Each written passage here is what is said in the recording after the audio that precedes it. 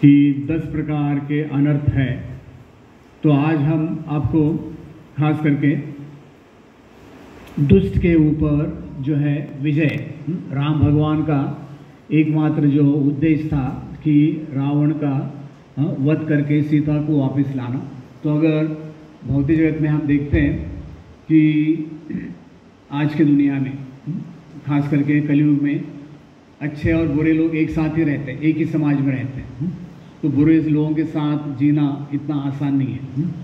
तो यहाँ देखते हैं कि ऐसे बताया जाता है कि आज के दिन यानी जो कल जो दशहरा हुआ, भगवान राम ने रावण का वध किया था। इसी अवसर पर धार्मिक लोगों के द्वारा रावण का पुतला जलाया जाता है। ठीक है, तो गीता में भगवान क्या बताते हैं, ध्यायतो विषयान पुंस संगस्ते शुपजायते संगा संजायते कामो कामात् क्रोधो विजायते।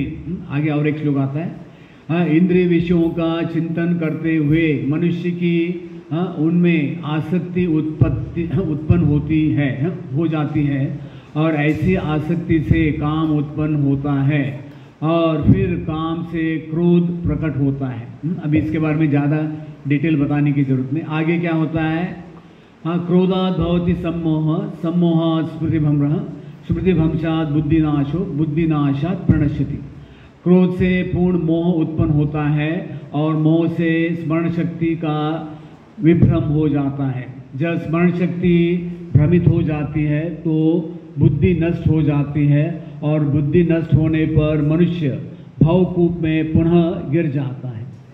तो एक सिस्टमेटिक प्रोसेस है। सिस्टमेटिक प्रोसेस का मतलब है कि आप कोई भी एक चीज़ बनाते हैं, जैसे आपको केक बनाना है तो पहले सब सामान को आपको इकट्ठा करना होता है, उसको मिक्स करना होता है, फिर ओवन में रखना होता है, फिर उसको टेम्परेचर देना होता है, कुछ समय लगेगा 40 मिनट, उसके बाद में केक बनेगा। ठीक है, तो उसी प्रकार हमारे अंदर जो ये 6 अनर्थ है उसके बारे में हम बताते।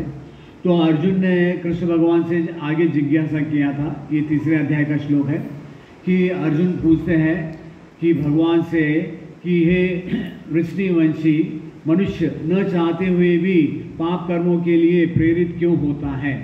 ऐसा लगता है कि उसे बलपूर्वक उनमें लगाया जा रहा है। तो हमारे अंदर जो 6 अनर्थ है वो है काम, क्रोध, लोभ, मद, मोह और मत्सर। तो ये क्या है कि हमारे मन के साथीदार हैं, जैसे मन उसका कैप्टन है। तो ये मन क्या है, इसके मित्र हैं। तो गीता में भगवान बताते हैं कि 15वें अध्याय में एक श्लोक आता है, 7वां नंबर श्लोक, ममय अंशो जीवो लोके जीव भूत सनातन मनसस्थानि इंद्रियाणि प्रकृतिस्थानि कर्षति। तो भगवान बताते हैं कि इस भौतिक जगत में जितने भी बद्ध जीवात्मा है भगवान के पार्षद है, और मन के द्वारा 5 इंद्रिय, हमारे 5 इंद्रिय क्या है, आँख, 2 आँख, नाक, जीवा, कान, फिर जो है ये त्वचा। तो ये हमारे क्या है, ज्ञान इंद्रिय, इससे हम ज्ञान हासिल करते हैं। ठीक है, तो ये क्या है कि हमारा मन इनके द्वारा काम ले रहा है। समझ में आ रहा है ना? तो अभी आज आपको हम खास करके ये 6 अनर्थों के बारे में संक्षिप्त में बताएंगे। तो पहला है काम वासना का प्रतीक है, कल जिसका वध हुआ था, इसका प्रतीक है रावण। तो रावण के पास सोने की लंका थी। आजकल सोने का रेट आप लोग जानते हैं, बताने की पूछने की कोई ज़रूरत नहीं। तो 1930 में 1930 यानी लगभग 90 साल पहले 1930, अभी 2020-22 आ गया, तो सोना जो है 18 रुपये तोला था। कितना? 18। ये आप कहेंगे हमारे दादा दादी नाना नानी अगर वो लेके रखते 10 किलो, हाँ बढ़िया हो जाता, जो भी है। तो मेरी मौसी है, उसका शादी हुआ था 1972 में, तभी भी सोना जो है 320 रुपये किलो था, 1972, 60 साल पहले शायद, जो भी है। तो अभी पूछो ही मत। तो रावण हम देखते हैं कि रावण तृप्त नहीं था। क्या नहीं था? हाँ, यह दिल मांगे मोर। आज हम देखते हैं कि जिस आदमी के पास 10 लाख है वो उसको 20 करना चाहता है, जिसके पास 20 है वो 50 बनाना चाहता है, जिसके पास 50 है वो 1 करोड़, आगे पूछो ही मत।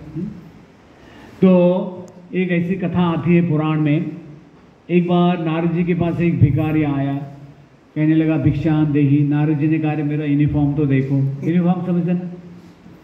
तो उसने कहा कि ठीक है, हमारे फाइनेंस मिनिस्टर के पास जाओ। किसके पास? कुबेर के पास। तो पुराने ज़माने में वो खोपड़ी में भीख मांगते थे, ठीक है। तो भिखारी इसके पास गया, कुबेर के पास, और उसने कहा भिक्षान देही। तो उन्होंने अपने खजाने से 2 सोने के सिक्के डाल दिए। तो देखते देखते सिक्के गायब हो गए। तो अभी शास्त्रों में बताया जाता है अतिथि देवो भव। हाँ, जो भी आपके घर में अतिथि आता है उसको तृप्त करना चाहिए। तो कुबेर ने 2-2 करके सब सिक्के खाली कर दिए। शाम हो रही थी, तो नारद जी ने सोचा चलो जाके देखते क्या हो रहा है, कुबेर का क्या हालत हो गया। तो कुबेर जी ने नारद जी से बताया कि आपने कैसे व्यक्ति को भेजा, ये आदमी तृप्त होता ही नहीं, जितना भी डाल दो गायब हो जाता है। तो नारद जी ने खोपड़ी लिया और उनको दिखाया, उसमें एक छेद था। देखो, ये ऐसा है कि हमारे हृदय में एक ऐसा छेद है, उसमें कितना भी डाल दो वो पूरा नहीं होता। यहाँ दिल मांगे मोर कहते हैं ना। तो इस प्रकार इस दुनिया में एक व्यक्ति कभी तृप्त नहीं होता है, जिंदगी के अंत तक आदमी तृप्त नहीं होता है। तो ये है, इसका छोटा भाई ये है क्रोध। जब भी हमें जो भी मिलना चाहिए, हम जो इच्छा करते वो नहीं मिलता है, तो क्या हो जाएगा? क्रोध हो जाएगा। अगर इच्छा पूर्ति भी होगी लेकिन तृप्ति नहीं होगी। समझो एक व्यक्ति का सब कुछ है, लेकिन उसकी इच्छा पूर्ति होने पर भी वो तृप्त नहीं होता है। तो काम का जो प्रतीक था रावण, क्रोध का प्रतीक है, इसका नाम है दंत वक्र। ऐसे भागवत में उल्लेख आता है कि भगवान के 2 पार्षद थे, जय विजय वैकुंठ। आप में से कोई वैकुंठ गए हैं? आप में से कोई वैकुंठ नहीं गए? चलो ठीक है। हाँ, भगवान का जो वैकुंठ है उसमें 8 गेट क्रॉस करना पड़ता है। कितना? 8, 1 2 3 4। तो लास्ट जो द्वार है, यानी जो बिल्कुल वैकुंठ प्रवेश करने से पहले एक द्वार है, वहाँ जय विजय खड़े रहते हैं।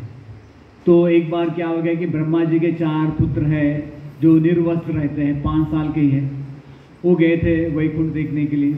तो उन्होंने देखा है नंग धड़ंग कहाँ से आ गया, रोको, रोक दिया उनको। तो उनको गुस्सा आ गया, तो उन्होंने तुरंत उनको श्राप दे दिया कि आप वैकुंठ में रहने के योग्य नहीं हैं। तो उन्होंने कहा कि आपको 3 बार असुर बनना पड़ेगा। तो एक गाना है ना, मिले सुर हमारा तुम्हारा। जिनका भगवान के साथ सुर नहीं मिलता है उसको कहते हैं असुर, ठीक है। तो पहला उनका जन्म हो गया रावण कुंभकर्ण, पहला जन्म। दूसरा जन्म, पहला हिरण्याक्ष और हिरण्यकशिप, दूसरा रावण कुंभकर्ण, तीसरा शिशुपाल और दंतवक्र। ये शिशुपाल का भाई था दंतवक्र। तो दंतवक्र जो है क्रोध का प्रतीक है। जब भी कृष्ण भगवान ने शिशुपाल का वध कर दिया था, तो ये इतने गुस्से में आ गया था, इतना आग बबूला हो गया, वो कोई अस्त्र लिए बिना भगवान को मारने के लिए आया था दंतवक्र। तो भगवान ने उसका वध कर दिया। फिर तीसरा है लोभ। लोभ का प्रतीक है हिरण्याक्ष। हाँ, हिरण्याक्ष जो है ये, इसने पृथ्वी का पूरा सोना इकट्ठा किया था और पृथ्वी को नीचे रसातल में डाल दिया था। तो भगवान जो है वराह के रूप में प्रकट हुए थे। तो इस दुनिया में आज हम देखते हैं कि लोग तृप्त नहीं है, कितना भी उनको धन पैसा मिल जाए तो लोग जो है वो तृप्त नहीं है।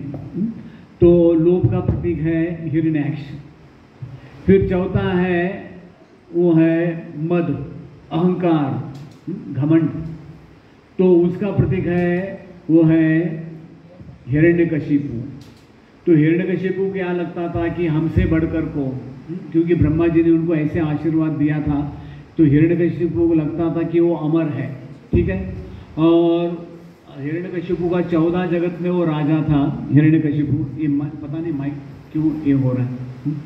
तो हिरण्यकशिपु जो है वो 14 जगत का राजा था। और हिरण्यकशिपु के दरबार में इंद्र, बड़े बड़े देवता लोग भी झाड़ू मारते थे, आप लोग अनुमान कर सकते हैं। तो हिरण्यकशिपु जो है उसके अंदर इतना अहंकार था, उसको लगता था कि मैं अभी लगभग अमर हूँ, मुझे कोई नहीं मार सकता। तो आज भी दुनिया में लोगों को क्या लगता है कि हाँ अभी हमारे पास जो भी है हम यहाँ अमर बने रहेंगे, ऐसा नहीं होता है। तो ये है हिरण्यकशिपु, वो जो है अहंकार का प्रतीक है। फिर आते हैं मोह, मोह का प्रतीक है कुंभकर्ण, रावण का भाई। तो ये कितने दिन सोता था किसी को मालूम है? एक बार भोजन करने के बाद 6 महीने सोता था, फिर राशन भर के, राशन है भोजन करके फिर सो जाता था। तो इस प्रकार इस दुनिया में ऐसे भी लोग हैं। मोह का मतलब है मैं और मेरा। मैं और मेरा का मतलब है एक व्यक्ति, अपने घर परिवार, अपने समाज। तो इस दुनिया में काफ़ी लोगों ने अपना घर समाज बना के रखा है। अंग्रेजी में कहते हैं कि एक ही प्रकार के जो पक्षी हैं वो एक साथ उड़ते हैं। The birds of same feather flock together. कभी हंस के साथ आपने देखा है क्या कौवा उड़ते हुए? नहीं। चलो, तो ये है कुंभकर्ण, वो मोह का प्रतीक है। हमें क्या लगता है कि ये हमने जो भी बनाया है घर संसार, हम यही बने रहेंगे। ये भी एक गलत धारणा है, ठीक है। फिर आखिरी है वो है ईर्ष्या, मत्सर। इसके प्रतीक है शिशुपाल। तो शिशुपाल कृष्ण के चचेरे भाई थे। शिशुपाल का जब जन्म हुआ था, छोटे बच्चे थे, तो एक आकाशवाणी हुई थी, इस बच्चे को त्याग दो। उसके माँ ने सुना था, लेकिन हर एक माँ को अपने बच्चे के प्रति प्रेम होता ही है, ठीक है। तो एक बार क्या हो गया, कृष्ण और बलराम जी गए थे शिशुपाल को देखने के लिए। छोटा बच्चा था, 6 महीने का। तो आकाशवाणी हुई थी कि उस समय शिशुपाल के 4 भुजाएं थे, कितने, जन्म के बाद। तो उन्होंने आकाशवाणी में सुना था कि जो भी व्यक्ति इसको गोद में लेगा 2 भुजा गल जाएंगे हाथ से। तो समझ लेना वही व्यक्ति उसका मृत्यु का कारण बनेगा। तो उसकी माँ क्या करती थी, जो भी आता था उसके गोद में अपने बच्चे को रख देती थी, ये देखने के लिए कि कौन मेरे बच्चे का मृत्यु का कारण बनेगा। तो जब भी कृष्ण और बलराम जी गए थे, तो शिशुपाल की माँ ने क्या किया, प्रेम से उसको सजा के कृष्ण के गोद में रख दिया। गोद में रखते ही 2 हाथ उसके गल गए। तो उसके माँ को पता चला भी मेरे बच्चे का अगर मृत्यु होगा केवल कृष्ण के द्वारा ही होगा। तो शिशुपाल के माँ ने कृष्ण से अनुरोध किया था कि आप मेरे बच्चे को माफ़ करना, आपके प्रति कोई भी अपराध करे तो आप उसको माफ़ करना। तो कृष्ण ने कहा ठीक है, हम इसको हर दिन 100 गालियाँ इसका हम सहन करेंगे, 100 कॉल फ्री या SMS जो भी है। जैसे आपको कंपनी वाले देते ना 1 GB, 1.5 GB, 2 GB, गाजर, कैरेट उसको GB यानी जो भी है। रात को 12 बजे तक आप लोगों को लटका के रखता है, अभी तक डाटा खत्म नहीं हुआ, लगे रहो, जो भी है।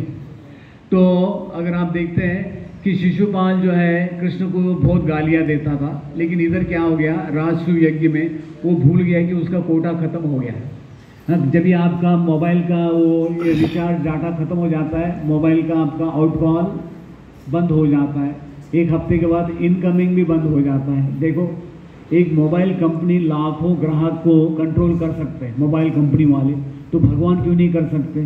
समझ में आ रहा है कि नहीं? एक मोबाइल कंपनी वाला ही है पूरे ग्राहक को। अभी कुछ दिन पहले वो गूगल फेल हो गया था। गूगल, काफ़ी देश, माइक्रोसॉफ्ट जब भी फेल हो गया, काफ़ी देशों में एयरलाइन से लेके बहुत कुछ ठप हो गया, बैंकिंग सिस्टम वगैरह। चलो जो भी है, जितनी प्रगति हो रही है उतनी दुर्गति है। तो ये हमारे अंदर 6 अनर्थ है। तो इन 6 अनर्थों से अगर हमें बाहर आना है तो हमारे आचार्य बताते हैं कि इनको हमें भगवान के भक्ति में लगाना चाहिए। जैसे नारद मुनि, उन्होंने युधिष्ठिर महाराज को बताया कि जैसे गोपियां हैं, उन्होंने कृष्ण भगवान की काम वासना से पूजा की। हम लोग भगवान की पूजा जो है भक्ति से करते हैं। तो ऐसे उन्होंने अलग अलग उदाहरण दिए हैं। तो देवकी के गर्भ में आप देखते हैं कि माता देवकी है, तो माता देवकी के गर्भ से पहले कंस ने जो 6 बच्चों का वध किया था, तो इनको कहते हैं षड गर्भ या षड रिपु कहते हैं। तो बताया जाता है कि एक बार नारद जी के 10 पुत्र हैं, एक है मरीचि, मारीच कहते हैं एक, तो उसके 6 पुत्र थे। एक बार वो ब्रह्मा जी पर हंस रहे थे, तो देवताओं ने उनको श्राप दिया था। तो बताया था कि वो जो कंस ने जो पहले देवकी के 6 पुत्रों का जो वध किया, वो हमारे 6 अनर्थों के प्रतीक है। 6 अनर्थ जैसे समझ में आ गया, काम, क्रोध, लोभ, मद, मोह, मत्सर। तो द्वारका में ये आप चित्र देख रहे हैं, वो बच्चे कृष्ण और बलराम जी वापस ले आए उनको यमलोक से, बड़े हो गए थे। तो देवकी माँ के वात्सल्य रूप से उनके जो है स्तनों में दूध प्रकट हुआ, तो देवकी ने उनको दूध पिलाया, वो मुक्त हो गए, फिर वो स्वर्ग में चले गए। ठीक है, तो हमारे अंदर ये 6 अनर्थ हैं। तो हमारा प्रयास होना चाहिए कि इन 6 अनर्थों से जब तक हम मुक्त नहीं होंगे, जैसे एक बच्चा जन्म लेता है माँ के गर्भ से, वो बिल्कुल गंदा रहता है मल मूत्र से, तो माँ उसको जन्म लेते हैं आलिंगन नहीं करेगी, उसको अच्छी तरह नहलाया जाता है, धुलाया जाता है, फिर उसको अपना खुद का सांस लेना होता है, पहले माँ के नाभि के द्वारा सांस लेता है। तो उसी प्रकार जब तक हम ये 6 अनर्थों से मुक्त नहीं होंगे, तो भगवद गीता के 8वें अध्याय में भगवान बताते, जब तक एक व्यक्ति सारे पापों से मुक्त नहीं होता है, वो भगवत धाम जाने के योग्य नहीं होता है। समझो, हम में से किसी को अमेरिका जाना है, जो अनपढ़ है, अमेरिका वाला लेगा क्या हमें? नहीं। अगर पढ़ा लिखा है, IIT किया है, तो अमेरिका वाला बोलेगा आ जाओ थोड़ा कुछ रिसर्च करो, जो भी है। तो उसी प्रकार जब तक हम लोग इन अनर्थों से मुक्त नहीं होंगे, तो भगवत धाम जाना आसान नहीं है। तो जैसे मैंने बताया कि हमारे हृदय में स्थित 6 अनर्थ, तो एक बहुत अच्छी कथा आती है भागवत के 8वें स्कंद में। जब ये बलि महाराज, वो भी 14 जगत के राजा बने थे, बलि महाराज, ठीक है। तो अभी आप देखते हैं कि बलि महाराज ने देवताओं को परास्त करके स्वर्ग को भी अपने अंदर कर लिया था। तो जब ही देवताओं की जो माँ थी दीति, उसने तपस्या की और भगवान से अनुरोध किया कि आप मेरे पुत्रों का राज वापस दिला दो। तो भगवान जो है वामन के रूप में आए। वो वामन देव आप देख रहे बैठे छाता लेके। हाँ, उनका हाइट कितना था किसी को मालूम है? 3 फीट। तुम कितने फीट का है? तुम्हारा हाइट कितना है? देखा ही नहीं? 6 फीट। चलो ठीक है, वो बनेगा आगे 6 फीट का। ओके, तो ये वामन देव जो है, उन्होंने कहा कि मैंने सुना है कि बलि कोई बड़ा यज्ञ कर रहा है, चलो मुझे बताओ कहाँ जाना है। तो वामन देव बलि महाराज के यज्ञ में गए। तो शुक्राचार्य जो है, उन्होंने पहचान लिया, अरे खतरनाक आदमी है, ये भगवान है, नारायण है, ये बच्चे के रूप में आया है, ये तो बलि को पूरा भिखारी बना देगा, तो मेरा राशन पानी बंद हो जाएगा। उन्होंने पहले बलि को संकेत किया, भाई देखो ऐसे नहीं कि कभी भी आप, कुछ ऐसे स्थितियां होती हैं जहां आप झूठ भी बोल सकते हैं, अपना वचन भी रखने की जरूरत नहीं। तो उन्होंने बलि का पूरा कान भर दिया। तो बलि ने सोचा, अरे सब कुछ भगवान से ही मिलता है, तो फिर देने में क्या हर्ज है, ठीक है। तो उस वक्त जो है बलि महाराज ने वामन देव से एक किया, बोला जो भी चाहिए मांगो। तो वामन देव ने कहा कि बस 3 कद, मेरा जितना हाइट है उतनी जमीन दे दो। तो बलि महाराज ने क्या कहा, अरे आप जितने छोटे हैं तुम्हारी बुद्धि भी उतनी छोटी है, मैं 14 जगत का राजा हूँ, तुम्हारे हाइट की मैं लड़की भी दिला सकता हूँ, तुमको एक बड़ा राज्य भी दे सकता हूँ, सोच समझ कर मांगो। तो उस वक्त जो है वामन देव ने ये श्लोक कहा था। वो कहते हैं, मनुष्य को अपने प्रारब्ध से जो कुछ मिलता है, हाँ, उससे संतुष्ट रहना चाहिए, क्योंकि असंतोष से कभी भी सुख प्राप्त नहीं हो सकता। जो व्यक्ति आत्म संयमी नहीं है, वह तीनों लोगों को पाकर भी सुखी नहीं होगा। समझ में आ रहा है कि नहीं? तो वामन देव ने पहले ही बता दिया, भाई जो आदमी तृप्त नहीं है, आज इस दुनिया में हम देखते हैं कि लोग तृप्त नहीं है, लोगों के पास सब कुछ है। आज के दुनिया में एक मानव समाज, आज देखते हैं कि जितने पशु पक्षी हैं वो प्रकृति के अनुसार अपना जीवन जी लेते हैं। हाँ, वो भी अपना एक घोंसला बनाएंगे, एक छोटा सा, कोई ऐसे पशु पक्षी अपना घर भी नहीं बनाते, ठीक है। लेकिन एक मनुष्य ऐसा है कि उसके अंदर कोई लिमिट नहीं है। लिमिट समझते ना, जैसे आजकल गाड़ी 120 चलो इंडिया में 120 के आगे कोई गाड़ी जाता नहीं, अच्छी बात है। बाकी देशों में तो गाड़ी तो 200-250 मील के तेज से चलती है। तो लोग क्या है कि जितना भी मिलता है उसमें तृप्त नहीं होते। तो ये एक प्रकार का हमारा अंदर जो अनर्थ है। तो जब भी हम भक्ति करते हैं तो एक व्यक्ति के अंदर एक तृप्ति, जैसे आप भोजन करते हैं धीरे धीरे 1, 2, 3 रोटी खाने के बाद आपको आप संतुष्ट हो जाते हैं, आपको एक तुष्टि होती है, आपके शरीर में ताकत आ जाती है। उसी प्रकार जब भी हम भक्ति करते हैं तो हम तृप्त होने लगते हैं। तो गीता में भगवान क्या बताते हैं, इस नरक के 3 द्वार हैं, काम, क्रोध तथा लोभ। प्रत्येक व्यक्ति, प्रत्येक बुद्धिमान व्यक्ति को चाहिए कि इन्हें त्याग दे, क्योंकि इनसे आत्मा का पतन होता है। आप देखते हैं यमराज जी हैं और ये चित्रगुप्त है जो अकाउंट लिख रहे हैं। हमारा सबका एक एक प्राइवेट अकाउंट होता है यमराज जी के पास। प्राइवेट अकाउंट समझते ना, एक क्रेडिट अकाउंट अलग है, एक डेबिट अकाउंट अलग है। जब एक व्यक्ति की मृत्यु होती है, अगर वो भक्त नहीं है, जैसे बाहर कोई मर जाता है म्यूनसिपाल्टी वाला ले जाता है ना, म्यूनसिपाल्टी वाला, वैसे ही यमराज जी जो है वो म्यूनसिपाल्टी के चेयरमैन है और यमदूत है, घूमते रहते हैं, वो देखते रहते कि कौन पाप करता है कौन पुण्य करता है। तो ऐसे बताया जाता है कि हमें यमराज जी 4 नोटिस भेजते। कितना? 4 नोटिस चित्रगुप्त के द्वारा। सुन लो कान खोल के। पहला नोटिस है जब भी हम 50 साल के हो जाते लगभग, हमारे यहाँ कान के यहाँ से बाल पकने चालू हो जाते हैं, लेकिन हम टाटा गोदरेज हेयर डायल लगा देते हैं। ठीक है, टाटा का गोदरेज हेयर डायल लगा के वो जो है यमराज जी का संदेश ध्यान भी नहीं देते।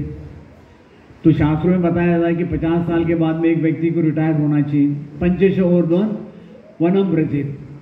55 में क्या होता है, यमराज जी दूसरा नोटिस भेजते हैं, आपको चश्मा लगा देते हैं। आप डॉक्टर के पास जाके, सॉरी, आपकी जो दृष्टि कम कर देते हैं, चश्मा लगाते नहीं, दृष्टि कम कर देते हैं, लेकिन हम डॉक्टर के पास जाके चश्मा लगा लेते हैं बाइफोकल। जब भी हम 60 साल के हो जाते हैं तो हमारे जो दांत हैं, जबड़े, वो ढीले कर देते हैं, लेकिन हम डॉक्टर के पास जाके नया डेंचर बना देते हैं, 32 की जगह 36 दांत लगा लेते हैं। ठीक है। फिर चौथा नोटिस है, वो हमारा जो हाजमा है उसको कम कर देते हैं जब भी 75 साल के हो जाते हैं। तो लेकिन हम लोग मेडिकल स्टोर में जाके पता नहीं हिंगोली से लेके डाइजिन से लेके आजकल बहुत सारे मुखवास, क्या कहते हैं, मुखवास है बकवास, क्या कहते हैं उसको, भोजन के बाद खाते हैं मुखवास। हाँ, उसमें भी कितने वैरायटीज़ हैं। एक बार मैं मथुरा में एक दुकान में गया था, ऐसे देखा कि उसमें लिखा था बहुत 100 प्रकार के मुखवास भोजन के बाद में खाते रहो। ये हमारे इस्कॉन में विदेश से बहुत सारे भक्त आते हैं, तो हमारी एक प्रथा है कि अतिथि को भरपेट खिलाना चाहिए। वो कह रहे थे कि आपके यहाँ तो लोग प्रेम से खिला खिला के मार डालते हैं, समझ आ रहे ना। तो वो अभी वो तो विदेशी है, उनको तो उतना मालूम नहीं कि प्रेम से हम जो प्रेम से खिला रहे हैं, लेकिन वो कह रहे थे कि आपके यहाँ खिलाना चाहिए, लेकिन जितना चाहिए उतना ही खिलाना चाहिए, ज़्यादा नहीं। ज़्यादा खाने से आदमी मोटा हो जाता है। तो उनका कहने का मतलब ये था कि खिलाओ लेकिन ज़्यादा मत खिलाओ। अगर स्वस्थ रहना है तो आयुर्वेद में बताया जाता है कि जो व्यक्ति दिन में एक बार खा लेता है उसको कहते हैं योगी। आप में से कितने लोग हैं योगी, एक बार खा लेते हैं? कोई नहीं। हाँ चलो, एक है, चलो दिन में एक बार खा। जो 2 बार खा लेते हैं, सब लोग अपना खुद का परीक्षण कर लेना, जो 2 बार खा लेते हैं वो है भोगी। क्या है? भोगी। जो 3 बार खा लेते हैं वो है रोगी। रोगी है नॉर्मल पेशेंट। लेकिन जो 3 से ज़्यादा बार खा लेते हैं वो है महारोगी। देखो आप में से कितने लोग महारोगी हैं, आप लोग देख लो। महारोगी का मतलब है आजकल के जितने भी मल्टी स्पेशलिटी हॉस्पिटल है ना, मल्टी स्पेशलिटी हॉस्पिटल जानते हैं ना, जहाँ पूरे आपके पैरामीटर चेक करते हैं, कहते कि ये सारे 50 टेस्ट करो, अपना जेब खाली करो, जो भी है। तो इस प्रकार ये हमें एक नोटिस दिया जा रहा है, लेकिन हम वो नोटिस ध्यान नहीं देते। क्या नहीं देते? हाँ। तो यहाँ क्या बता रहा है, काम, क्रोध, ये लोभ, ये हमें नरक के ले जाने वाले ये है। और ये आत्मा का हनन का मतलब है कि जंगल में ऐसे कुएं होते हैं जो सूखे कुएं होते हैं, उसके अंदर कोई गलती से भी गिर गया। राजा नृग की कथा आती भागवत में, उनको यमराज जी ने कुएं में डाल दिया था, एक अंधा कुआं था, तो उसमें से बाहर निकलना बिल्कुल मुश्किल है।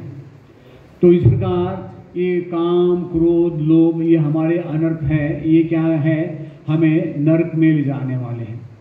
तो शास्त्रों में क्या बताया गया है कि गीता में भगवान बताते हैं, जो शास्त्रों के आदेशों की अवहेलना करता है और मनमाने ढंग से कार्य करता है, उसे न तो सिद्धि, न सुख, न ही परम गति की प्राप्ति होती है। ये हिरण्यकशिपु है, एक पैर के ऊपर खड़ा होकर उसने तपस्या किया था, उसके पूरे शरीर को चींटियां खा गई थी, केवल उसका हृदय में सांस चल रहा था। हम लोग अनुमान, इतना घोर तपस्या कोई कर नहीं सकता है। हाँ, रावण भी बहुत बड़ा पंडित था, हाँ, वो भी बड़ा ज्ञानी था। तो यहाँ क्या बताया गीता में भगवान ने, हालांकि रावण को कहीं कहीं जाना पड़ता था पूजा करने के लिए, ऐसे दूसरे ब्राह्मण थे जिनको ज्ञान नहीं था, जो रावण को इतना ज्ञान था, लेकिन क्या फायदा है उसका। तो यहाँ भगवान क्या बताते हैं कि जो व्यक्ति शास्त्रों का विधि विधानों का पालन नहीं करता है, जैसे आपको मैंने बताया कि लोग 120 स्पीड में चलाते, गवर्नमेंट का आदेश है 80 के स्पीड में चलाओ, 90, उससे ज़्यादा नहीं, आपके लिए नज़र हटी तो दुर्घटना घटी, जो भी है तो हमारे भलाई के लिए। तो उसी प्रकार जो शास्त्रों में जो आदेश दिए हैं वो हमारे भलाई के लिए है। तो राम भगवान जो है, अगर आप देखते हैं कि रामायण में एक श्लोक आता है, धर्मो रक्षति रक्षितः। उसी प्रकार अगर हम शास्त्रों का आदेश पालन करेंगे तो हमारा क्या होगा, संरक्षण होगा। ठीक है, तो उसी प्रकार इस भौतिक जगत में आज क्या हो रहा है, लोग कोई नियम का पालन नहीं कर रहे, लोगों के अंदर एक ऐसे लोभ आ गया, रावण जैसे, हिरण्यकशिपु जैसे। तो जब भी हम शास्त्रों का अध्ययन करते, इनकी कथा सुनते हैं, तो जब भी हमें शास्त्रों का ज्ञान आ जाता है तो हम भक्ति में लग के इन अनर्थों से हम लोग मुक्त हो सकते हैं। तो विभीषण वो सत्वगुण का प्रतीक है, रावण जो है वो रजोगुण का प्रतीक है, कुंभकर्ण जो है तमोगुण का प्रतीक है। तीनों भाई थे, लेकिन एक सत्वगुणी था, एक रजोगुणी था और एक तमोगुणी था। एक ही परिवार में थे, लेकिन तीनों के विचार अलग थे। ठीक है, तो विभीषण आप देखते हैं कि हनुमान जी जब भी लंका गए तो उन्होंने विभीषण के घर में तुलसी को देखा था और विभीषण ने राम भगवान के प्रति आत्मसमर्पण किया। बाद में राम भगवान ने उनका राज्याभिषेक कर दिया। ठीक है, तो भगवान चाहते कि उनके भक्त राज्य करें, जैसे कृष्ण भगवान ने युधिष्ठिर महाराज को राजा बनाया कुरुवंश का नाश करके। तो भगवान चाहते हैं कि भक्त लोग राज्य करें, क्योंकि वो जानते हैं कि ये धर्म के अनुसार राज्य करेंगे। ठीक है, तो गीता में भगवान बताते हैं कि दैवी ऐसे गुणमयी मम माया दुरत्तया, प्रकृति के 3 गुणों वाली इस मेरी दैवी प्रकृति शक्ति को पार कर पाना कठिन है, किंतु जो मेरे शरणागत हो जाते हैं वे सरलता से इसे क्या कर सकते हैं, पार कर सकते हैं। तो एक बार हमारे एक महाराज बता रहे थे, वो बचपन में, वो जर्मनी के थे, अभी भी हैं, जर्मनी में प्रचार करते हैं। वो बचपन में अपने स्कूल के फीस को पैसा इकट्ठा करने के लिए अलग अलग घर में न्यूज़पेपर डालते थे सुबह स्कूल जाने से पहले। तो एक बार किसी एक बड़े अमीर के घर में वो पेपर डालते थे, वहाँ जर्मन शेफर्ड डॉग, बड़ा कुत्ता, वो भौंकता था हर दिन, और ये डरते थे कहीं ये बाहर आ जाएगा तो मुझे जिंदा खा जाएगा। तो एक दिन पेपर डाल के जा रहे थे उस घर में, सामने से घर का मालिक आ रहा था। तो मालिक ने कहा, अरे तुम पेपर बिल्कुल टाइम पर ला के देते हो, मैं तुमसे बहुत प्रसन्न हूँ, चलो मैं तुम्हें कुछ तोहफा देना चाहता हूँ, गिफ्ट, मेरे साथ चलो। तो उन्होंने देखा वो मालिक तो उसका कुत्ता ही कुत्ता है घर के अंदर। जैसे वो गेट के पास गए, कुत्ता भी गेट के पास अंदर से आ गया। तो उनको डर लग रहा था, ये तो अभी बस मुझे फाड़ के खाने वाले ही। तो मालिक ने कुत्ते को कहा, ए चुप। तो बस कुत्ते ने अपनी पूंछ अंदर कर ली, बिल्कुल शांत हो गया, भौंकना ही भूल गया। तो ये मालिक के पीछे पीछे चले, कुत्ता भी थोड़ा सूख रहा था, तो उनको लगा ये हमारा मालिक का कोई दोस्त है, तो कुत्ते ने उनको कुछ किया नहीं। तो वो बता रहे थे कि माया जो है, अगर हम भगवान के भक्त बन जाते हैं तो माया देवी हमें ज़्यादा प्रताड़ित नहीं करेगी। तो हमने नवरात्र किया है, तो नवरात्र का मतलब क्या है कि दुर्गा देवी, अगर हम भगवान के भक्त नहीं हैं, इस भौतिक जगत को दुर्ग कहा जाता है। समझो हम लोग जेल में चले गए, अगर कोई जेल में चला गया, जेल से बाहर आ सकते हैं क्या हम लोग? नहीं, लेकिन जेल के अधिकारी कभी भी जेल में जा सकते हैं, कभी भी जेल से बाहर आ सकते हैं। हाँ, जेल क्या है, first class, second class, third class, कोई नेता भी जेल में जाता है, थोड़ा उसको सुविधा मिल जाता है। हाँ, थोड़ा टीवी, मोबाइल या न्यूज़पेपर मिलेगा। Second class, third class, jail में भी 3 कैटेगरी है, जैसे रेलवे में होता है ना, एक जनरल, सेकंड क्लास, एसी, ऐसे जेल में भी तीन प्रकार हैं। तो भौतिक जगत ही है।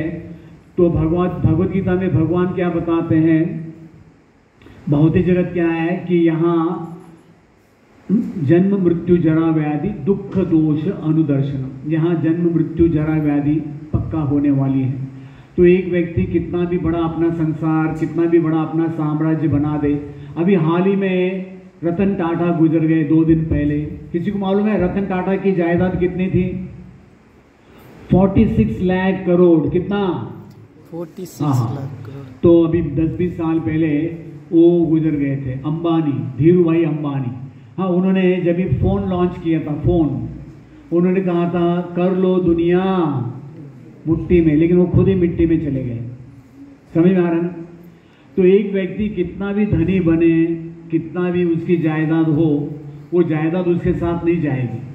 तो नीति शास्त्र में एक श्लोक आता है संस्कृत में, उसमें ये बताया गया है, जब भी एक व्यक्ति, जब भी उसकी मृत्यु आती है तो बताया जाता है कि यमराज जी उसको शरीर से बाहर कर देते हैं। तो बताया जाता है कि उसकी पत्नी, उसका जो धन है, पहले ज़माने में घर में लोग धन जमीन के नीचे गाड़ के रखते थे। धन जो है जहाँ गड़ा हुआ है वहीं रहेगा, जानवर गोटड़े में रहेंगे, आजकल अपनी गाड़ी जो है वो गैरेज में रहेगी, ठीक है। पत्नी द्वार तक आएगी, दरवाजे तक। कुछ समाज में स्त्रियां स्मशान में नहीं जाती, फिर समाज के लोग स्मशान तक आएंगे, शरीर चिता तक आएगा, चिता समझते ना, शरीर भी अपने साथ नहीं जाएगा। फिर उस व्यक्ति को, बेचारे को अकेला जाना पड़ेगा, आए भी अकेला, जाए भी अकेला, जिंदगी है 2 दिन का मेला, जो भी है। तो हमारे एक आचार्य, एक बहुत अच्छा, ये संस्कृत में एक भजन है, वो बताते कामादिनाम कतिनाम कतिदा पालिता दुर्निदेशा। वो क्या बता रहे, हे मेरे प्रभु, काम वासनाओं के अवांछित आदोषों की कोई सीमा नहीं। हालांकि मैंने इन इच्छाओं की इतनी सेवा की, फिर भी उन्होंने मुझ पर कोई दया नहीं की है। मुझे उनकी सेवा करने में कभी भी लज्जा भी नहीं हुई है, न ही मुझे उनका परित्याग करने की इच्छा हुई। हे मेरे भगवान, मैं यदुवंश के प्रमुख, हालांकि हाल ही में मेरी बुद्धि जागृत हुई है और अब मैं उन्हें त्याग रहा हूँ। तो ये एक भक्त बता रहे। तो आज देखते हैं कि हमारा यहाँ वो बता रहे कि मेरा मन कभी तृप्त नहीं हुआ, इन्होंने मुझे रिटायरमेंट भी नहीं दिया, पेंशन की बात अलग है, ये कभी तृप्त ही नहीं हो रहे। तो मैं अभी, मेरी अकल ठिकाने में आ गई, मैं अभी इनकी बात नहीं मानूंगा। तो भक्ति में आने के बाद में हमें कुछ नियम पालन करने होते हैं, थोड़ा जप करना है, 4 नियम है, ये बहुत सिंपल है। तो भक्ति के थोड़े नियम पालन करेंगे तो हम लोग जो है माया को पार करके इसी जन्म में भगवत धाम जाने के योग्य बन सकते हैं। तो भगवत धाम जाने के लिए कोई बड़ा डिग्री या करोड़पति अरबपति बनने की जरूरत नहीं है। कोई भी व्यक्ति भगवत धाम जा सकता है। उसके लिए क्राइटेरिया क्या है कि बहुत सारे कंपनी वाले कहते हैं हमारे ग्राहक बन जाओ, एयरटेल हो, जियो हो, BSNL हो, सब अपने अपने स्कीम दिखा रहे, ठीक है, हाँ हमारे ग्राहक बनो। लेकिन इस दुनिया में आप किसी के भी ये बनेंगे, ग्राहक बनेंगे, टर्म्स एंड कंडीशन अप्लाई, उसमें टर्म्स एंड कंडीशन अप्लाई होता है। लेकिन भगवान के भक्ति में ऐसे कुछ नहीं है। तो गीता में भगवान क्या बताते हैं, स्वल्पम अपि अस्य धर्मस्य त्रायते महतो भयात्। अगर हमने थोड़ा भी भक्ति किया है, जैसे अभी लाइट चली गई, समझो आपका मोबाइल चार्जिंग में लगा हुआ है, समझो 50% चार्ज हुआ है, तो बिजली आएगी तो कैसे चार्जिंग होगा? 1% से चालू होगा, कहाँ से चालू होगा? 51 से चालू होगा। वैसे ही है, जो व्यक्ति भक्ति करता है उसका कभी अकाल मृत्यु नहीं होगा। ऐसे व्यक्ति को यमराज जी के पास जाना नहीं होगा। तो एक पुराण में एक कथा आती है, आपको कथा बताते हैं, बहुत अच्छी कथा है। तो भागवतम में उनकी कथा आती है, राजा अम्बरीश महाराज बहुत ही अच्छे राजा थे, बड़े दानी थे। एक बार अम्बरीश महाराज को मिलने के लिए नारद मुनि आए थे। नारद मुनि यानी वो ज़्यादा करके भक्तों का ही संग करते हैं, लाइक माइंडेड पीपल कहते हैं, जैसा संग वैसे रंग, ठीक है। तो लेकिन क्या हो गया है कि जब ही नारद मुनि अम्बरीश महाराज को मिलने आए थे, तो अम्बरीश महाराज ने विचार किया, मेरा भाई तो बहुत बड़ा पापी है, बहुत पाप करता है, और लोगों ने उसको नाम रखा था पापी राज। क्या नाम रखा था? हाँ, पाप करने वालों का राजा। तो राजा ने सोचा कि अगर नारद मुनि का मेरे भाई को थोड़ा भी दर्शन हो जाए, ये कम से कम नरक से तो बचाएगा, नरक जाने से। तो राजा ने नारद मुनि से अनुरोध किया, मेरा भाई बगल के कमरे में रहता है, थोड़ा आप उसके ऊपर थोड़ी अपनी दिव्य दृष्टि डाल दो, पाप से मुक्त हो जाएगा। तो राजा अम्बरीश के अनुरोध करने पर नारद मुनि जो है उसके भाई के कमरे में गए। वो बिल्कुल टाइट था और बिल्कुल क्रोध में था। जैसे नारद मुनि आए तो इतना भटक गया, तलवार निकाला, दौड़ के आया नारद मुनि को मारने के लिए। तो नारद मुनि ने देखा, अरे ये तो बड़ा खतरनाक, बहुत खतरनाक केस है। तो नारद मुनि आसमान में उड़ गए। कहा, ए मूर्ख, जब भी तुम यमराज जी के पास जाओगे, यमराज जी से ये प्रश्न करना कि साधु संग का क्या लाभ होता है। तो ऐसे कह के नारद मुनि बाय बाय करके चले गए। उस समय उसके पास बंदूक वगैरह कुछ नहीं था, तलवार ही था। तो नारद मुनि निकल गए। तो यहाँ पापीराज बूढ़ा हो गया, एक दिन तो मरना ही है सबको बूढ़ा हो गए, ठीक है। तो इस प्रकार पापीराज जो है वो भी बूढ़ा हो गया, उसकी मृत्यु हो गई। तो यमदूत आके लेके गए। तो ऐसे बताया जाता है कि 3 यमदूत आते हैं। आप में से किसी ने यमदूत देखा है? किसी ने नहीं देखा? चलो ठीक है, अच्छी बात है। तो 3 यमदूत होते हैं, क्योंकि हम जो जीते हैं, हम लोग 3 प्रकार से पाप करते हैं, मनसा कर्मणा वाचा, मन से, शरीर से और अपने वाणी से, ठीक है। तो क्या हो गया कि यमदूत जो है वो पापीराज को यमराज जी के कटघरे में जाके उसको खड़ा कर दिया, जैसे कोर्ट में खड़ा करते हैं। हाल ही में किसने एक जोक डाला था न्यूज़पेपर में। एक व्यक्ति को यमदूत जो है लेके गए यमराज जी के पास, उसके पास हाथ में मोबाइल था, तो बैटरी खत्म हो रहा था। उसने कहा, अरे यमराज जी, आपके आदमी कुछ भी इनके ऊपर दया नहीं। मैंने कहा मेरा चार्जर लेने, तो मुझे चार्जर भी लेने नहीं दिया। बिना चार्जर, अभी देखो मेरा मोबाइल मरने वाला है। तो आजकल अगर मोबाइल मर गया तो ऐसे लगता है कि हार्ट अटैक हो गया, गुम हो गया तो समझो मृत्यु हो गई, जो भी है। इतना लोगों को इसका लगाव हो गया है। तो जैसे पापीराज वहाँ पहुँच गया तो यमराज जी ने देखा, चित्रगुप्त से कहा, अरे इसका फाइल खोलो। फाइल समझते हैं? हाँ, इसका अकाउंट खोलो। तो चित्रगुप्त ने अकाउंट खोला, कहा कि इसने बस एक बार नारद मुनि का दर्शन किया है कुछ क्षण के लिए। तो उसको खटक गया, अरे नारद जी ने कहा था कि तुम यमराज जी के पास जाओगे, पूछ लेना, ठीक है, साधु संग का क्या लाभ होता है। तो उसने एकदम हिम्मत से कहा, अरे यमराज जी देखो, एक प्रश्न है मेरा। तो नारद मुनि एक बार आए थे, तो उन्होंने कहा था कि यमराज जी के पास जब जाओगे तो साधु संग का क्या लाभ होता है, चलो आप बताओ। तो हमारे 12 महाजन हैं। महाजन का मतलब है कि जिनको पूरे शास्त्रों का ज्ञान है, तो उसमें एक यमराज जी भी हैं। तो यमराज जी ने कहा, अरे साधु संग का तो बहुत लाभ है, तो चलो हम आपको शिव जी के पास लेके चलते हैं। तो यमराज जी जो है पापीराज को लेके आ गए कैलाश में। तो शिव जी वहाँ बैठे थे। तो शिव जी ने कहा, अरे ऐसे शास्त्रों में तो साधु संग के बहुत लाभ है, तो हम चलते हैं ब्रह्मा जी के पास। ब्रह्म लोग गए आगे। तो ब्रह्मा जी, शिव जी, यमराज जी, इनकी चर्चा हो रही थी। उन्होंने कहा तो हम क्या करते हैं कि वैकुंठ चलते हैं, विष्णु भगवान से फाइनल वर्डिक्ट समझते ना, सुप्रीम कोर्ट, सबसे ऊपर चलते हैं।